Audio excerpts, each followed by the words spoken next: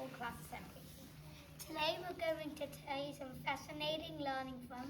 Let me stop you there. I'm Thoth, an Egyptian god. Yeah, you heard me, that's right. I'm the god of the moon, learning, reading and writing.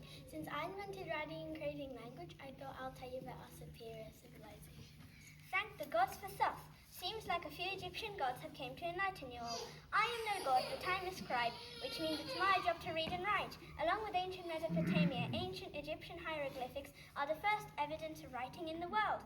Most people in ancient Egypt couldn't read or write, so I'm a pretty big deal. Yeah, scribes are really important. You can't talk about gods without talking about me. I'm Ra, the sun god, and creator of all other humans and gods. No Ra, no life. Yeah, well, life's overrated. Life after death is where all the fun's at. My name's Anubis. I'm the god of death and the afterlife. You have to go afterlife after a long, challenging journey. More on that later. Hey, I just want to say living thanks. Anubis might look weird and scary, Hey, but actually he was a good god, not a bad one. that's more like it. He often appears on Egyptian tombs and was seen to protect the dead, help them with their journey and warn off unwanted visitors. I'm the goddess of the river now. My name's Happy.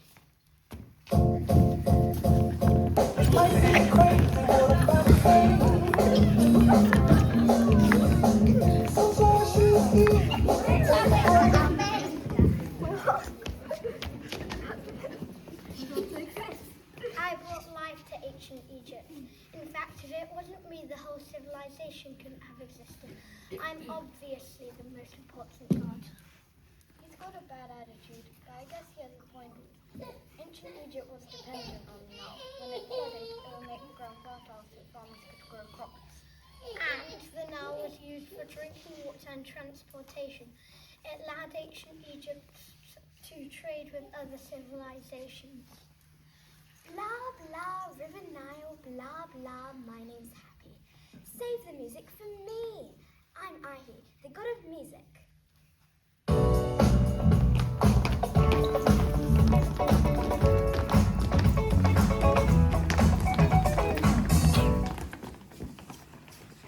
I represent childhood and joy. Couldn't we just all get along? Stop arguing, be happy?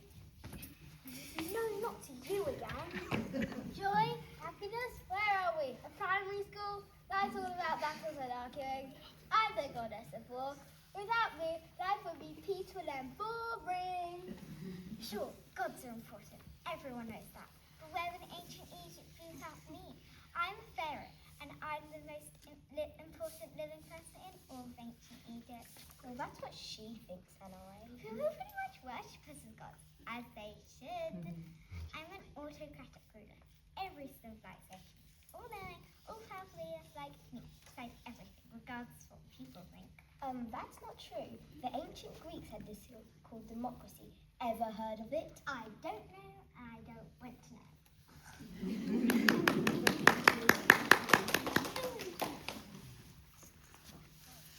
There's still surviving bodies of some ancient Egyptians of the thousands of years. They were preserved in a very skillful way. They were mummified. Egyptians believed that after a person had died, their soul stayed alive and traveled to the afterlife. It was the kind of heaven where they could live again forever. Ancient Egyptians believed that a person's soul could return to their body. This is why they wanted to preserve the body so they lasted for eternity and look good as dead and in life. Mummification stops bodies from rotting in a hot climate. Only 1 in every 100 people were lucky enough to be mummified in ancient Egypt. Oh, the time-consuming skillful process meant the whole process took 70 days. So how did they do it? With suffocation, the first job was to remove the bodies inside, starting with the brain. This was twisted around the crucifix.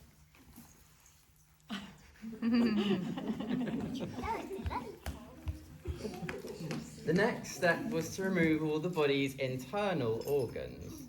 This was done using a piece of volcanic glass called obsidian, where a deep, clean cut was made on the left-hand side of the body. Each organ was removed separately and stored in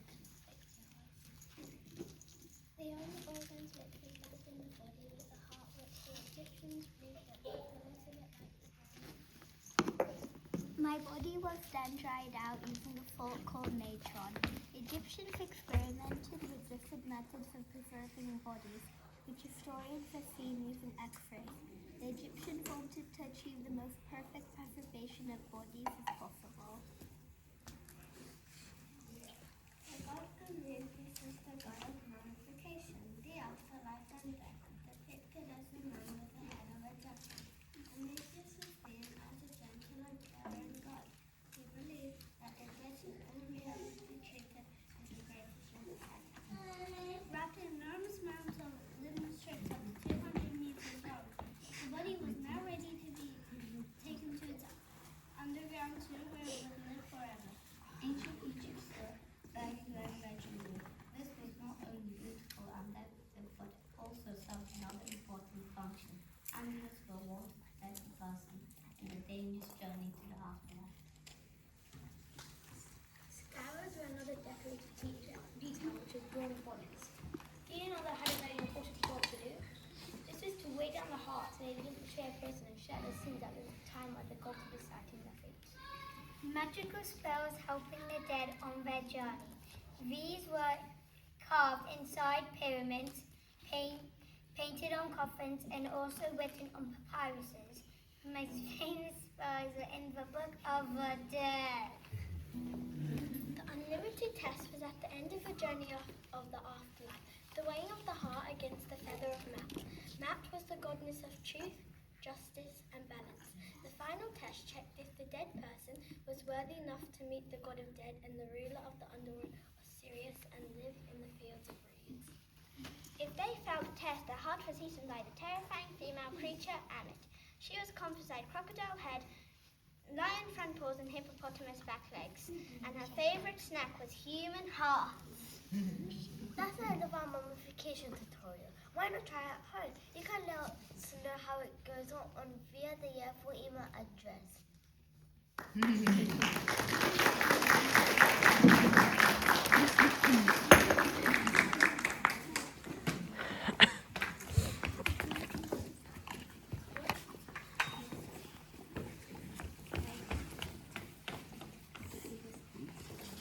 Can you hear that? What? When we stop talking, we can hear all sorts of sounds around the school. Yes, do you remember when we sat outside in our science session? We heard wind whistling and birds chirping. And the kids shouting PE.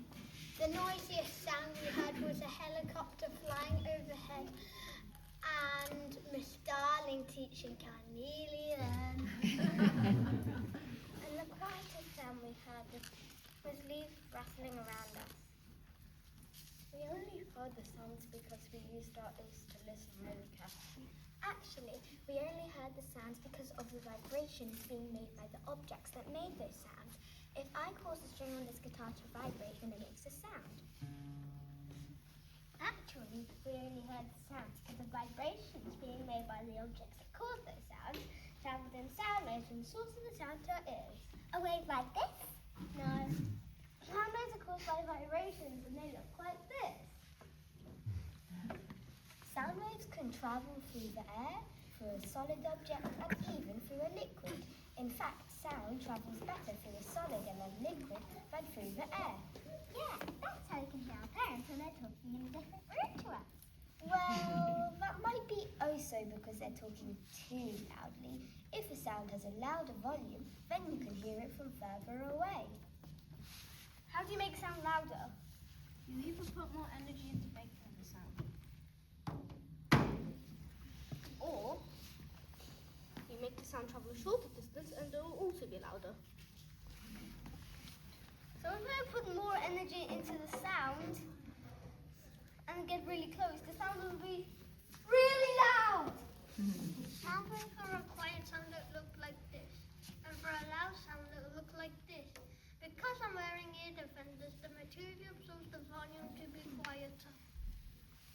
As well as changing the volume of sound, you can also change the pitch of sound by using a thinner, shorter, or tighter object.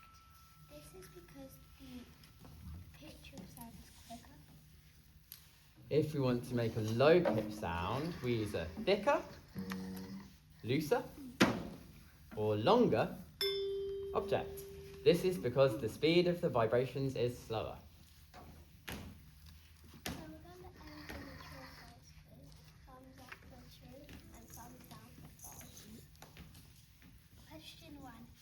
cannot travel through solids because they are too hard. It's false. Sound travels more easily through solids as the particles are closely packed and vibrate against each other. High or low sounds are the same as loud or quiet. Don't be shy, parents. Vote. Thumbs up, thumbs down. You're on the spot here. High or low pitch of a sound. Loud or quiet is the volume of sound.